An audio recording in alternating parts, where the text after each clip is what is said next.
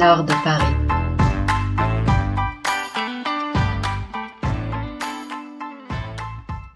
Lorsqu'ils grandissent, qu'ils parviennent à tenir leur couvert tout seuls, on se dit que c'est une aubaine, qu'on va enfin pouvoir manger tranquille. Et pour gagner du temps, on se met à manger à côté d'eux.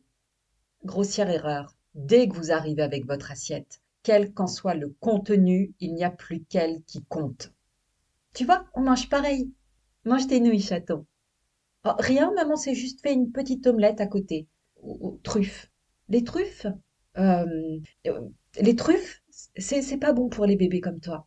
Ah mais oui, c'est vrai, t'es plus un bébé. C'est pas bon ni pour les bébés, ni pour les toutes petites filles trop mignonnes comme toi. C'est poison. Maman en mange parce que comme tous les vieux parents, elle a un système digestif particulier adapté à ce type de poison. Si ce n'est pas déjà le cas, vous vous apercevrez très vite que même si vous les aimez follement, il y a des choses que vous n'avez pas envie de partager avec eux. Vous savez, comme par exemple la bonne boîte de chocolat fin, ceux avec la fine ganache et la touche de feuilles d'or sur le dessus. Bah non, on va pas partager avec eux qui adorent les Kit Kat. Le Kit Kat, quoi. 80% de sucre et de gaufrettes. Alors que moi, c'est 80% de cacao et 20% de folles surprises gustatives. Rien à voir. Dans ce genre de boîte, tu n'appréhendes pas de tomber sur un dégueulasse. T'appréhendes surtout de ne pas pouvoir t'arrêter avant de vomir. Comment trouver la force de partager ces petites merveilles avec eux? Surtout quand on leur donne tout, notre sommeil, notre jeunesse, notre beauté, notre vie sexuelle. Bah, au moment de la bouffe, on a envie de dire non. Non, c'est ma boîte de chocolat. Je ne partagerai pas. Non, c'est mon assiette. C'est à moi. Et comme la gamine revient encore une fois sur les truffes dans mon assiette, oui, c'est poison ce que maman mange. C'est comme les cigarettes, ça coûte très cher exprès pour éviter qu'on en achète trop souvent, tu vois?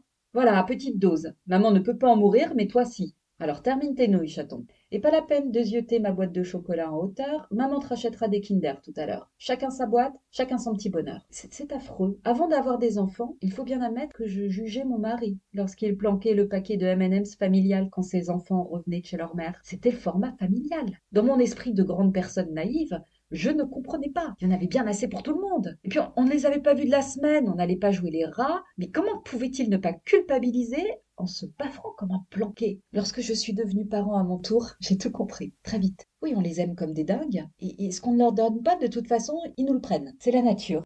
Alors on planque. Mon précieux, ils n'auront pas mes M&M's. C'est un peu comme Anne Frank qu'on planquait dans le grenier. C'était pour le bien. Nous, c'est pour notre bien. D'ailleurs, il y avait une expression pendant la guerre de 70. C'est toujours ça que les boches n'auront pas. Bah, quand tu te baffres de tes petites cochonneries préférées pendant que tes enfants dorment, il y a comme une nouvelle version qui résonne dans ta tête. C'est toujours ça que les gosses n'auront pas. Bah, et arrêtez de faire les offusqués.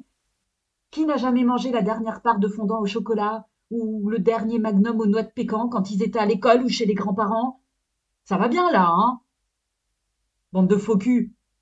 Moi, j'ai voulu écrire là-dessus pour vous déculpabiliser, pour vous dire que vous avez le droit. Vous avez le droit de manger ce que vous voulez et vous avez le droit de ne pas partager. Voilà. Soyez libres. Moi, je vous libère. On n'est pas que des parents, on est aussi des enfants. C'est important de le crier. Comme un nouveau slogan qui a dit qu'on n'avait plus le droit d'être gourmand quand on est devenu grand. Qu'on soit papa ou maman, on adore se baffrer de temps en temps, sous la couette ou le plaid du canapé, bien évidemment en matant la télé. On n'est pas que des parents, on est aussi des enfants, qu'une envie de perdre maintenant nos boulimiques instants, contre une pincée de cheveux blancs. Libérons-nous parents, descendons dans les rues de Paris, et de province aussi, braquons les boulangeries, dévalisons les supermarchés, à nous la pâte à tartiner. À nous les Kinder surprises, on leur filera le jouet. À nous les pires gourmandises, on est des gagnants si on veut, on peut être très méchant. On n'est pas que des parents. À une heure de Paris, le podcast. On n'est pas que des parents.